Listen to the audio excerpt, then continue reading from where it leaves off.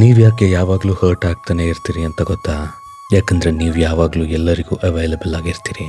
ಯಾರಾದರೂ ಒಂದು ಕೆಲಸ ಹೇಳಿದ ತಕ್ಷಣ ಹೋಗಿ ಮಾಡ್ತೀರಿ. ಎಲ್ಲರಿಗಿಂತ ಮುಂಚೆನೇ ಓಡೋಗಿ ನಿಂತ್ಕೋತೀರಿ. ಕೂಗಿದ್ರೆ ಬರ್ತೀರಿ, ಕೂಗದೆ ಇದ್ರೂ ಬರ್ತೀರಿ. ಹಾಗಂತ ಯಾವಾಗ ನಿಮ್ಮ ಬಗ್ಗೆ ಬೇರೆಯವ್ರಿಗೆ ಅಭಿಪ್ರಾಯ ಬರುತ್ತೋ ಆವಾಗಲೇ ನಿಮ್ಮ ವ್ಯಾಲ್ಯೂ ಅನ್ನೋದು ಹೋಯ್ತು ಅಂತ ಅರ್ಥ. ನೀವು ಹೇಳ್ಬೋದು, ನನಗೆ ಅವರಂದರೆ ತುಂಬ ಇಷ್ಟ, ಅದಕ್ಕೆ ಹೋಗಿ ನಿಲ್ತೀನಿ ಅಂತ.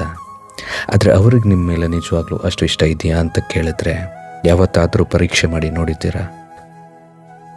ಮುಂದಿನ ಸಲ ಒಂದು ಸಾರಿ ಈ ಪರೀಕ್ಷೆನ ಮಾಡಿ ನೋಡಿ.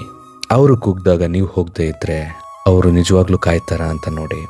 ಒಂದು ಸಾರಿಗೆ 10 ಸಾರಿ ಮತ್ತೆ ಮತ್ತೆ ಫೋನ್ ಮಾಡ್ತಾರಾ ಅಂತ ನೋಡಿ. ನೀನಿಲ್ಲದೆ ನನ್ನಿಂದ ಏನೂ ಮಾಡೋಕ್ಕಾಗಲ್ಲ ಅಂತ ಹೇಳ್ತಾರಾ ಅಂತ ನೋಡಿ.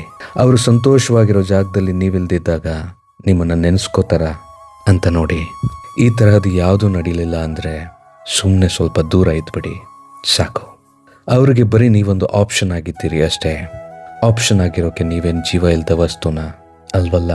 ಆದರೆ ಒಂದು ವಿಷಯ ಮಾತ್ರ ಮರಿಬೇಡಿ, ಒಂದು ವಸ್ತುವಿಗೆ ಡಿಮಾಂಡ್ ಜಾಸ್ತಿ ಆದಾಗ ಮಾತ್ರ ಅದರ ವ್ಯಾಲ್ಯೂ ಜಾಸ್ತಿ ಆಗತ್ತೆ. ಯಾಕೋ ನನಗೆ ಹೇಳಬೇಕು ಅನ್ನಿಸ್ತು, ಹೇಳಿದೆ. ಇದು ಯಾರಿಗೆ ತಲುಪಬೇಕು ತಲುಪಿಸಿ.